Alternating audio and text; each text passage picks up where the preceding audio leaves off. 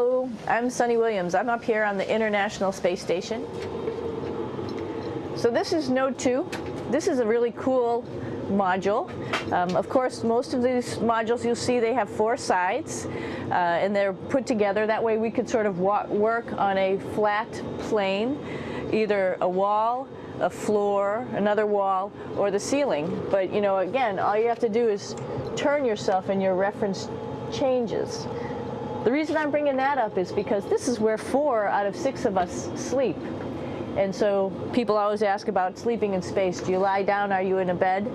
Not really, because it doesn't matter. You don't really have the sensation of lying down. You just sit in your sleeping bag. So here's one sleep station right here. I'm going in right now. You can follow me if you want. So I'm inside. It's sort of like a little phone booth, but it's pretty comfy. I've got a sleeping bag right here that we sleep in, so we don't have sort of like a little bit of a cover. We don't fly all over the place. But you know, you can sleep in any orientation. I have it sleeping, feeling like I'm standing up right now, but like you saw, I'm on the floor. But it doesn't matter if I turn over and I sleep upside down. I can't have it, I don't have any sensation in my head that tells me that I'm upside down, so it really doesn't matter. The sleep station is also like a little office. We've got a computer in here. As you can see, we've got a couple little toys. I've got some books. I've got some clothes and other things that make it sort of like home. I'm coming out. And just for reference, that's one sleep station. This one's another, right here. There's one on the ceiling, if you want to call it, right here. And then there's a 4th on the other wall over here. So all of us sleep in a little bit of a circle. All right, come on back. There's more to show you.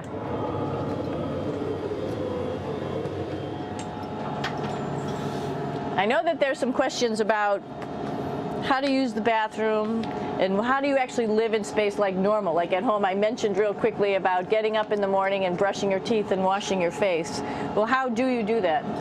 Well, here is the bathroom essentially. You get up in the morning and we have a little kit and it has all the essential things that you need, like your toothbrush and toothpaste and brush. See how much better the brush makes my hair look? I'm just joking. It still stands up straight. It doesn't matter where you are. It's always going to stand up straight while you're up in space. A lot of people ask about toothbrush and toothpaste. So, luckily enough, toothpaste, you can do it upside right this way, is sticky, and so it sticks to your toothbrush. No problem. Another cool thing is that water sticks to your toothbrush too. If you can see it, I'll have some water come out. The water is pretty neat up in space. It'll stick to your toothbrush and it will make a big bubble, and that's just by surface tension.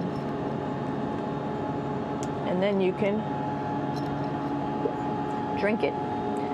So a lot of people ask about what do you do with the toothpaste after you brush your teeth.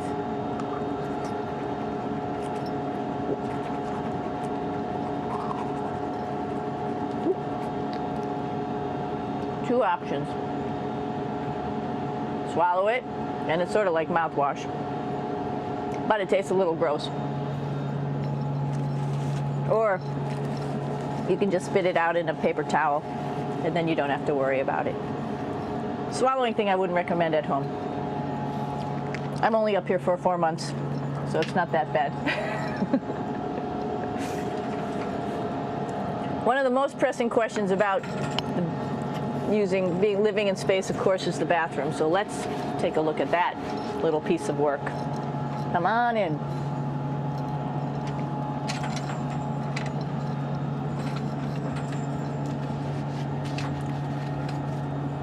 Here we are at the throne. This is awesome. You might see the little You might have noticed the little moon on the outside. This is our orbital outhouse right here.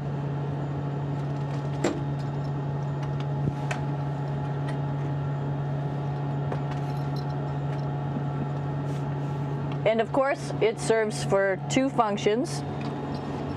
Number two, right here. I'll show you. But you see it's pretty small, so you have to have pretty good aim, and you be ready to make sure things get let go the right direction.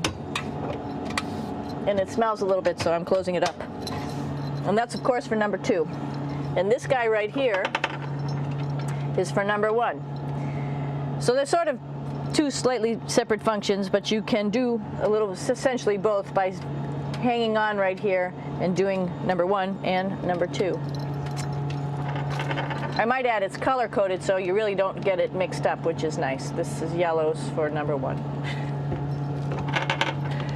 And also there's a selection of paper.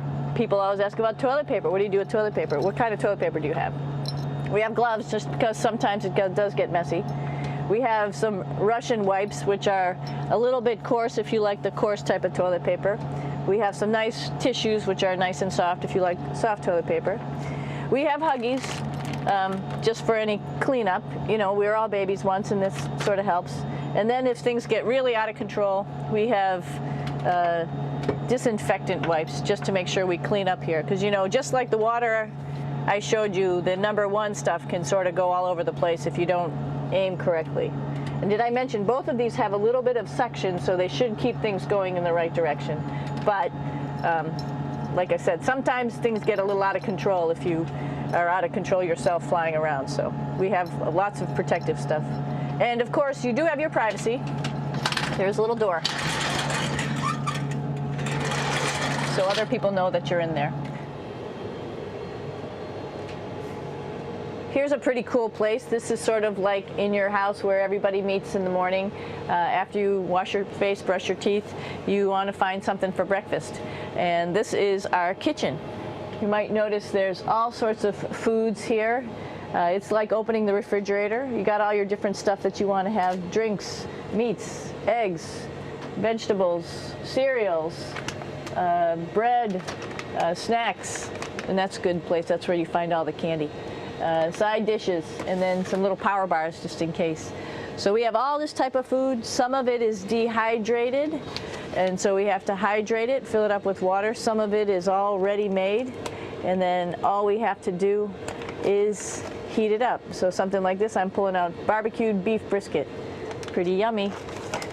Not only is this food made in the US, but we also have food here from Japan. We've got Russian food. As you can see, all these red containers are filled with food that's from Russia.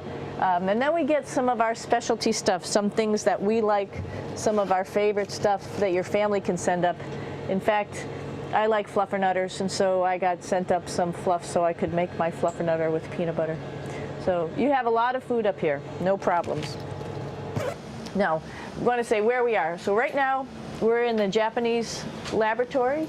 It's one laboratory out of many here on the International Space Station. It's actually on the left-hand side. If I was International Space Station and I was flying through space like this, my left hand would be where the Japanese laboratory is.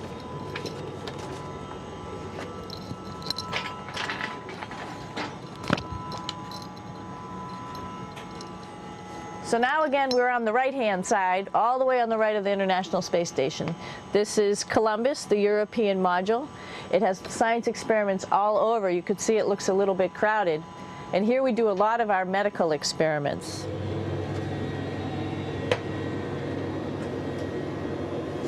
Here we are in the U.S. laboratory. Again, this is a laboratory with science experiments on all of the walls here, all sorts of stuff that we do. And one of the things we also do is we exercise. We have some exercise equipment on board the space station. We need to do that because we lose bone density and muscle mass while we're up here, and that's a result of not having to fight against gravity.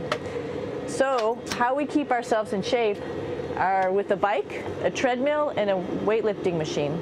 This is the bike. You notice the clip pedals? So all you need to do is actually clip your feet in, and then you can start pedaling. You don't need a seat because you don't sit down. Actually, I haven't sat down for 6 months now, so you don't need any type of seat. Just make sure you're held in with your pedals.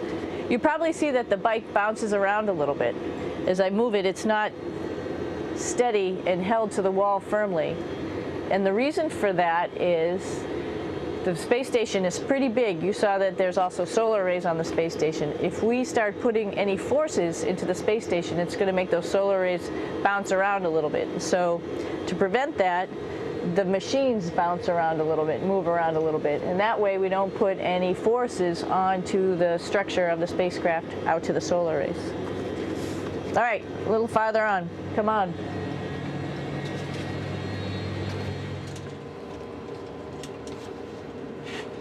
I'm here with my 2 buddies in the airlock. Actually, these are 2 spacesuits that are ready, primed up to go outside, as we call it, to go do a spacewalk in case we have to do anything outside. Some of the things we do outside are just like inside, repairs. We have a lot of electrical boxes and machinery and solar arrays, in fact, that I talked about earlier, that are outside, and sometimes they don't work quite right. Remember, space is really cold and really hot, and it's also the vacuum of space with no pressure, and so some of the equipment doesn't work well all the time. So we might have to go out and do a spacewalk.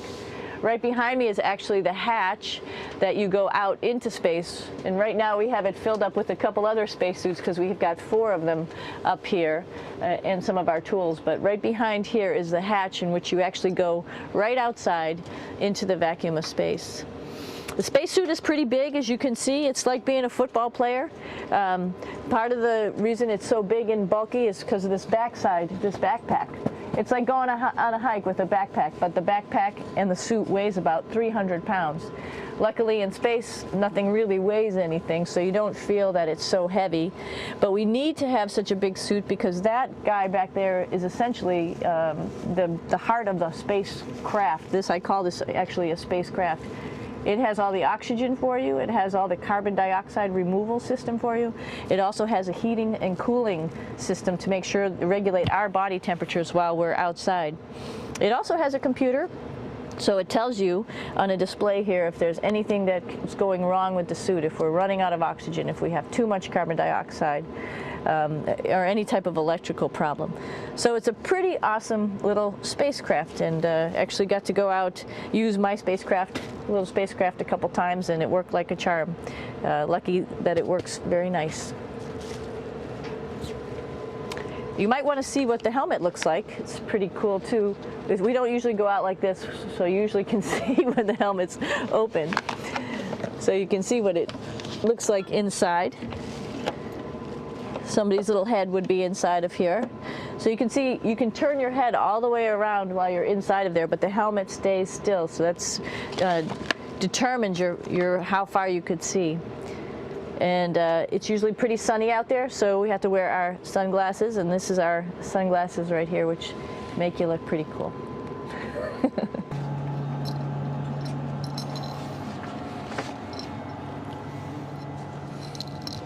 It's like a glass-bottom boat. This is the cupola. It sticks down below the space station. It's one of those places you find yourself hanging out in all the time because all you want to do is look back at our planet. I think some questions I had were about what do you do in your free time? And you can't help but want to just come to the cupola and look outside as much as you can. And a lot of folks, I play this game with myself about where we're flying over the Earth. Try to come in here and just guess. After being here for a little while, you can sort of figure it out. You can tell different cloud types over different continents. You can tell different soil types over different continents. So let's see. And then, of course, there's a lot of ocean. So usually we're over the ocean at first glance. I will tell you in just a moment where we are.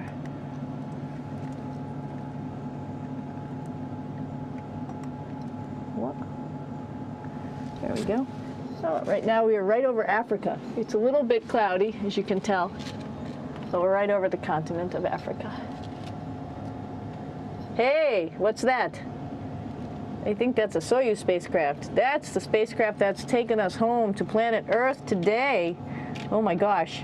We might have to go take a look at that. That's pretty cool. It's a little bit smaller than the rest of the spacecraft, the space station, so you'll see if we go there, it'll be a little bit more crammed. But we're going, you can look all the way back to the back of the spacecraft, which is where the Russian segment is, and then you could look all the way forward to the front of the spacecraft, where the Japanese laboratory, the European laboratory, and the American laboratory are, and then back to the solar arrays where we started in this morning when we were looking out the Japanese window.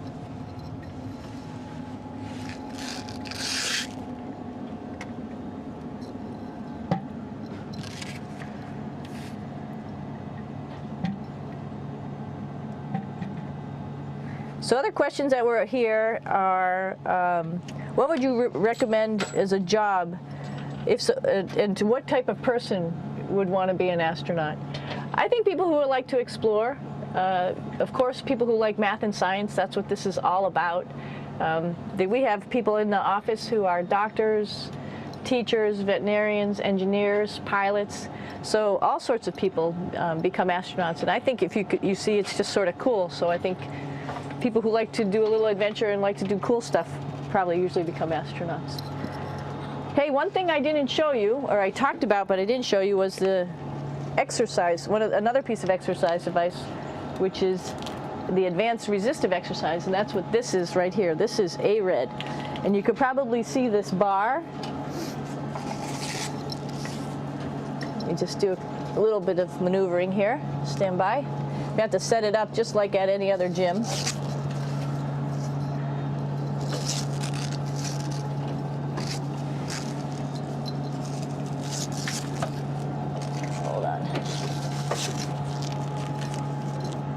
Show you how this works.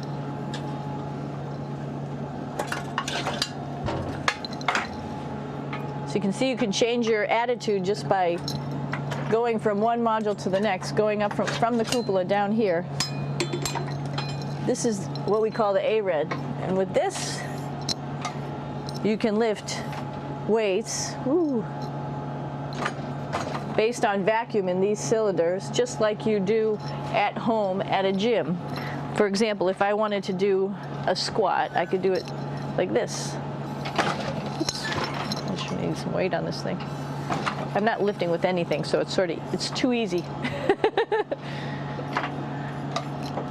One of the cool things you could do things that you can't do at home. For example, single leg squats with just one leg, because the other leg, you won't fall over. So all sorts of stuff. You can also do bench press. We have a bench that we could add on here, so you can work on your beach muscles.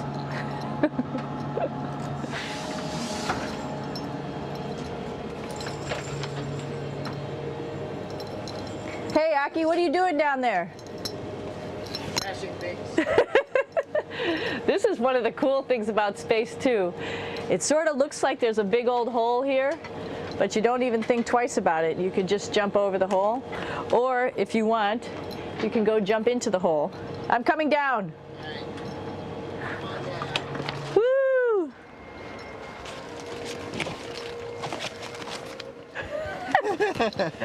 Then you can come right back up again, like Superman. Woo!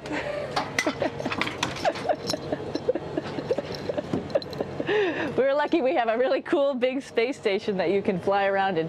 That's actually called the PMM. You might have saw it out the window. It's a big silver canister. What's really great about that is it's essentially our closet in our pantry, or whatever you want to call it. We have extra food down there, we have extra clothes, we actually throw the trash out down there.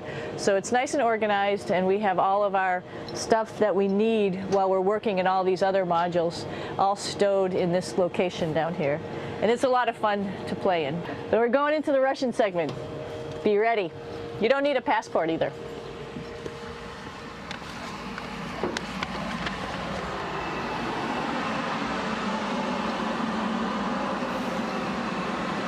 It goes a lot farther back than this. We'll go take a trip and say hello to the boys down there in just a minute. Well, let's do that first, actually, and then we'll go down to the Soyuz at the very end. This is Yevgeny. Hi. Doing a little tour.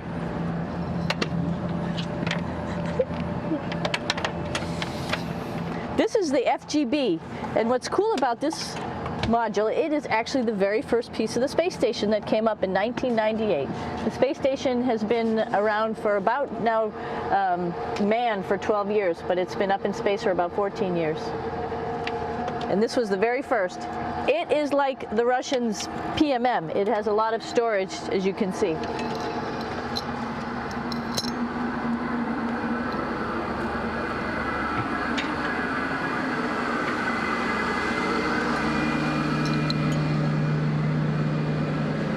Можно? Снимаем. Чуть-чуть. So here we are in the heart of the space station, really. This is the service module. This is the central post. In case we had any problems, I know a couple of the questions were about what type of things do you have to worry about. And some of the things we have to worry about in space are fire. If we had a fire, if we had a depressurization, like we were hit by a micrometeorite and it made a hole, or if we had some type of toxic atmosphere. We use ammonia for our radiator, so there is a possibility that ammonia could come into the vehicle, and then it would be bad for all of us.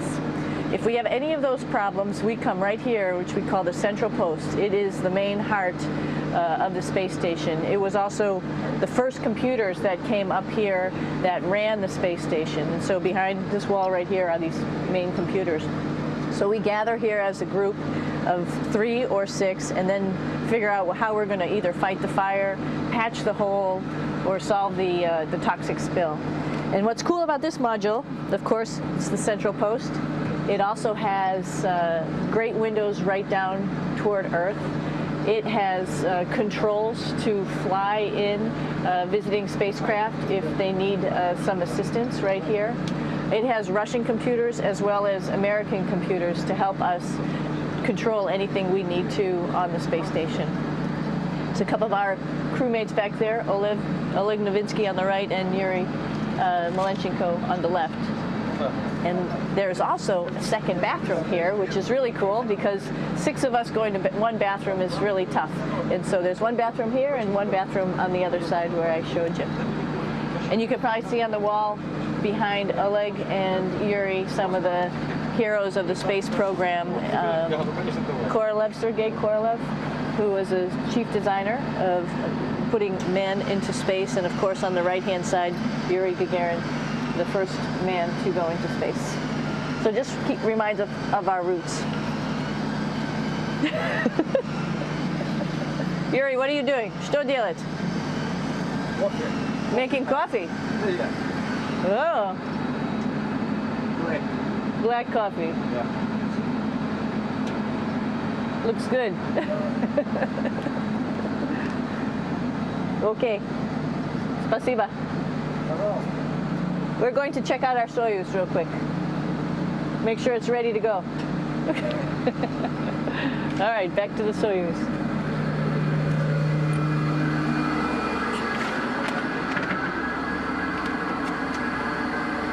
I'm going to stop here just for a quick second. You can see on the Russian spacecraft there's also other modules that stick out, down, and above.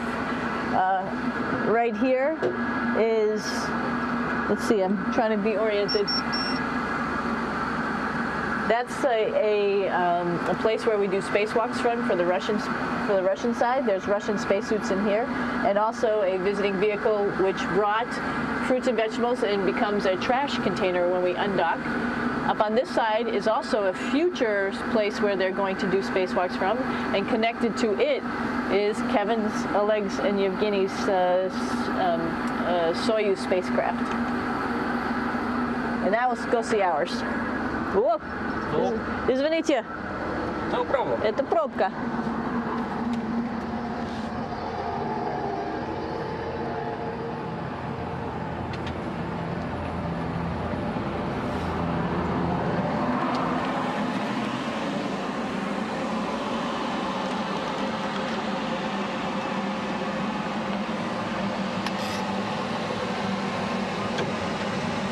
Coming down.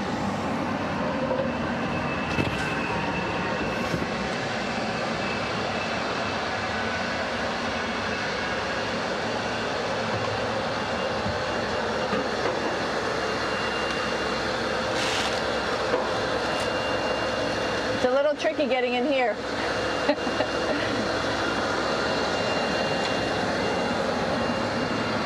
This is the docking probe right here, this big thing. This helps us connect to the spacecraft. This probe actually sticks into this cone, and that's how the spacecraft, our Soyuz, becomes connected to the ISS initially. That is then replaced by clamps, which are around here, that will allow the two spacecraft to be stuck together. And then you can remove the probe and the cone.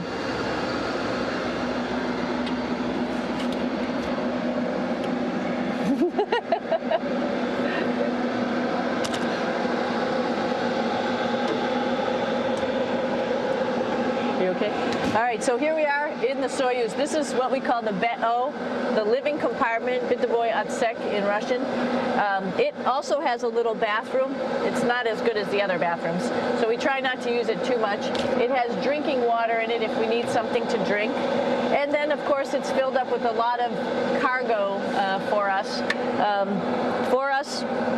Bringing up and also bringing back down. It has a second purpose when it comes back to Earth. It serves as a garbage container. During the descent, we'll get rid of this area right here, and everything that's in it will just burn up as it's coming into the atmosphere, so that way we can get rid of a little bit of trash. But the main area where we were on launch and where we're going to be on descent is down here, because we're not part of the trash. So we're in a safe place. So we're in the descent module, SA. It's a little small, but you can get in.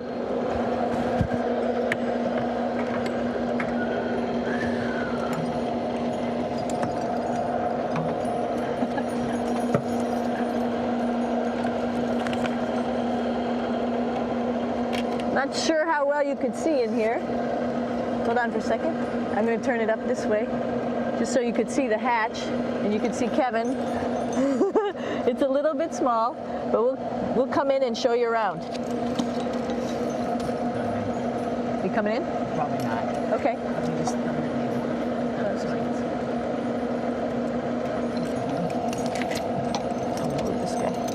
Got to move a couple things. We were just starting to get ready. We're preparing a couple days ago for our ride home. It's a little bit squishy, but everybody asks, how do you sit in the Soyuz? And you sort of sit in your seat like this. The seat is molded to your body, and so you can just sort of squish in here and be pretty relaxed. Everybody has a handmade seat for them. And then, of course, there's a control panel, and that's where we do most of our actions and work right here. There's hand controllers which you can fly the vehicle with, and there's a stick right here primarily used for communications when we're trying to talk to the ground. So 3 of us fit in here. Like I said, it's a little squishy, but somehow it seems like we all managed to get in here and fit pretty well, and it's a pretty safe ride home. You're probably wondering, what's all this junk behind us? Well, it's all of our parachute, first of all, and then it's all of our survival gear, just in case we end up landing in some strange place on the planet and nobody's there to rescue us right away. We have all sorts of survival gear with us, keeping us safe in here. So they've pretty much thought of everything. And we'll be home on the planet within the next 12 hours. Pretty shocking.